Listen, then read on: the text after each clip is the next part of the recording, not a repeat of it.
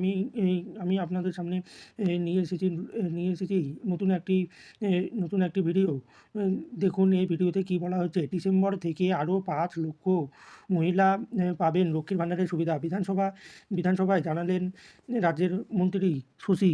বিধানসভায় এই 2024 সালের 23শে জুন পর্যন্ত 2,15,88,775 জন মহিলা লক্ষ্মীর ভাণ্ডারের সুবিধা পেয়েছেন। ডিসেম্বর থেকে রাজ্যের আরও 5 লক্ষ মহিলা পাবেন লক্ষ্মীর ভাণ্ডারের সুবিধা।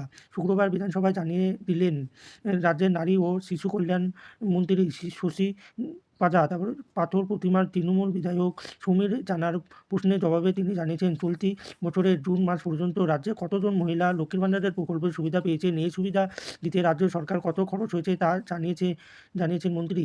শুক্রবার শশী বিধানসভায় জানিয়েছেন, মুখ্যমন্ত্রীর নির্দেশে নতুন করে 5,07,002 জন মহিলার নাম ডিসেম্বর মাসে লক্ষ্মীর ভাণ্ডার প্রকল্পের অন্তর্ভুক্ত করা হবে। 25 থেকে 60 বছরের মহিলারা এই প্রকল্পের সুবিধা পাবেন। যে মহিলাদের বয়স 60 বছর পেরিয়ে যাবে তারা বার্ধক্য ভাতা পাবেন বলে জানিয়েছেন মন্ত্রী। বিধায়কের প্রশ্নের জবাবে তিনি জানিয়েছেন, 2024 সালের 30শে জুন পর্যন্ত রাজ্যে 2,15,88,775 জন মহিলা লক্ষ্মীর ভাণ্ডারের সুবিধা পেয়েছেন।